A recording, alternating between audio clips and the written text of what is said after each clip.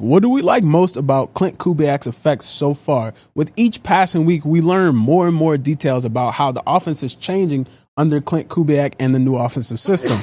On Tuesday, Taysom Hill told Mike about, how Klint flew all the way to Utah to try to get to know him and induct him into the process. And then, Nick, you had talked to Jake Haener, and he was saying how basically everything else up to this point was kind of like a patchwork of everything of Drew Brees' system, and now it's changing, and it's all collectively just the offensive system. And then Derek Carr told Chris Long on his podcast that he likes how Kubiak is very demanding. So what do we like most about Kubiak so far? I like everything about it so far. I mean, it just looks and feels a lot better. And it's the accountability factor I think is number one for me. And it's just been such an obvious thing. You hear it, you see it, people talk about it, and I think that's important. I think that's what Dennis Allen's really had on his side of the ball for a long time. And you see a lot of leadership on that side of the ball and the development of leaders and people coming in and buying in, and it becomes this kind of self-fulfilling system where it just continually replenishes because you have culture established over there. And I don't know that the offense really had that on that side of the ball last year. And I think it was really evident that they didn't. I don't even think it's a mystery. I don't think they had that same stuff.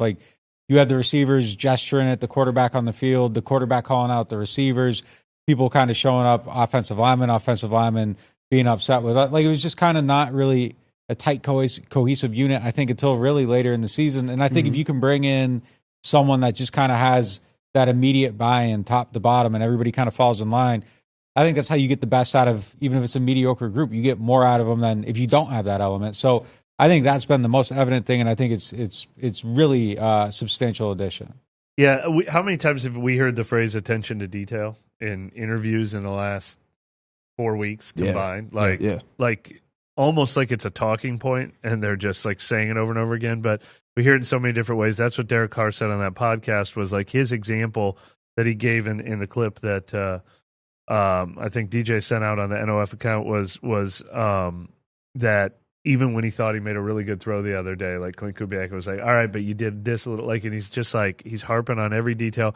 I know I talked to Rick Dennison the first week, and he said, first of all, this offense is designed to make a lot of things look like we're going to show you this, we're going to show you this, we're going to show you this, but it's going to be different every time. But he said it's a persistence, and that's what we're going to teach him. He said we're going to try to be persistent with what we're trying to do and get better at it. If you're doing the same thing over and over again, you get pretty good at it. They're teaching a pretty basic concept that really works, and they want to be experts at it. And when you talked to Jake Haener, I thought it's not really even a fault of the old coaching staff. It's just almost like here at NOF, if somebody, if we're on year 20 and somebody comes in here and they're like, okay, how do we start the podcast? It'd be like, we have our system, you'll learn it or whatever. These new guys are coming in and they're teaching A, B, C, and they're and they know their stuff, and the guys are learning it from scratch, and they're learning to perfect it. And I just, it just seems like what this offense needed so badly.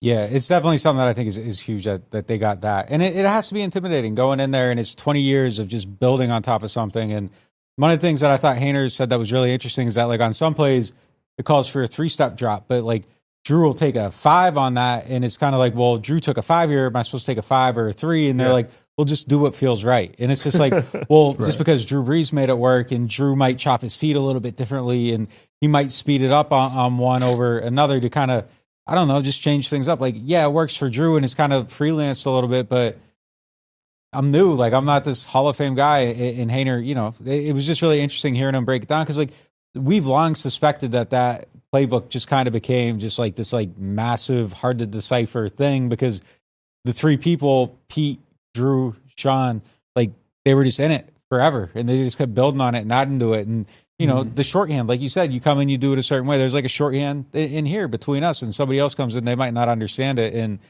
it's a little bit hard. But yeah, absolutely, I think it's a good thing to kind of back that up. It's like when Joe, I go to the old folks home to volunteer. He's been doing it for 7 years, helping people out, and I go in behind him. Joe, the intern's got it down. I don't know what to do. He's a great guy, always in the community doing stuff with people. A saint for sure. But yeah, absolutely. But yeah, no, it's definitely hard to follow behind somebody that's been doing something for a long time. Yeah, for sure. I always kind of related to the military kind of approach. You have your general, but then you have your lieutenants, and I feel now it's interesting because we passed the World War II museum earlier. Like, you have Kubiak could be your general in like the Pacific Theater, and DA could be the general. He's the overall general, but he could lead you through Europe and stuff like that. So having that mix of just discipline across the board and kind of getting rid of some of that muscle memory that you had previously, which people are not really like, it really stood out because it's actually going to get into our next topic. Yesterday they had Drew Brees inducted into the Hall of Fame, and you see the people that were in the room that were current players right now. It's not too many people. So getting rid of kind of some of that language and some of that old processes and stuff, it's pretty important. So moving on to the next topic. Yes. Roll that back real quick. Yeah. I kind of, it was kind of straight. Like, I don't know, when Drew was up there talking, like the juxtaposition, like there is now kind of like a clear separation from the olden times to the current times. And like I felt it there. Like I kind of noticed it, and it was just, I don't know, it felt so far away, like in the present. And then it's like, wait, this is a whole different coach, a whole different staff. Like everything touching Drew, like, is almost gone now. Like, that was kind of something that, sorry, it's just kind of, no, you're good. Hey, like, really, that's what really Eric McCoy was in the room. And how many players on the current offense played with Drew Brees? It's not many. It's Alvin, really McCoy, Taysom. He was there too. Yeah. Cam popped in, but he's Caesar on defense, obviously. Yeah, I mean, it's not a lot. It's not a lot. Yeah, no, the distance. Olave and Drew never played together. No. Right? Yeah. So it was really, mm-hmm. it was really interesting just to see, like, dang, like there's a clear divide of the old versus the new. Yeah, and they're gonna turn around and make it happen. I will say this though, it all sounds great. We like everything we've been hearing. I mean, even the comments. We've been reading your comments this week. The comments after I wrote that story about Taysom, the comments after Nick wrote that story about Jake Haener. It's like, I feel like 60% of all the comments is like, yes, finally some common sense. Like this stuff just sounds obvious and simple. It doesn't sound like they're doing anything drastically different, but it all sounds good. We're gonna have to see. Everybody's learning something new. As I said, Taysom Hill said, like what's different about the terminology? I couldn't think of anything that's not different. Like, there will be an adjustment period that we will be talking to them in October about. Well, actually, that first month of the season took a little getting used to, but now we're like, it always sounds good at first, but we do have to be prepared to see an adjustment period, and that is something that has been part of Derek Carr's track record. Is his first year in every new offense he's played in, it has taken him a little while. So.